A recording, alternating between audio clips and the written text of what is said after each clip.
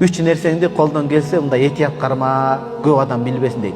Ахфи алейка захабак, байлыгыңдын канча экенин башка адам неши бар дейт. Имам Абу Ханифа рахматуллах айтып атпайбы? Байлыгыңды санан аялың деле билбесе жакшыраак. О мурунку алып булар касты молдо экендер, касташтырып атат аялын көзүнө деген сөз эмес. Аялы билсе билсин, бирок ошол нерсени билип аялы жөндөн-жөн кыйналбасын деген сөз. Аял кыйналып калат деген сөз. Эми билип жардамдашса зыяны жок. Ашыкча. Алтын кен байлыгыңды көп айта бербе деген. Ашыкча адам байлыгынан үмүткөр болуп калат дейт. Бирөөгө байлыгың бар десе, өзүнүн байлыгы жок болуп сага үмүткөр болуп калат деген сөз. Бул бир. Экинчи, ва захабак, каяка барарыңды айтпагын дейт. Анан үчүнчү мазхабак, кээ бир ойлоно турган оюң бар, ошону дагы планыңды эрте айтып койбо дейт да.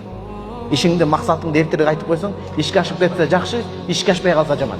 Анткени ар бир жакшылык ээси адамдар көрө албастык кылып көзү тийип кетиши мүмкүн. Көзү тийбеген өзүнө сөзү тийип кетиши мүмкүн дейт да. Ушул үч нерсе. Кем байлык бара турган жайыңды, кээ бир жакшы ойлоп турган оюңду. Ошон үчүн айтат го, түшүңдү дагы жакшы болсо да, жаман болсо да, жакшы түшүңдү кызганбаган адам менен барып кеңештеп.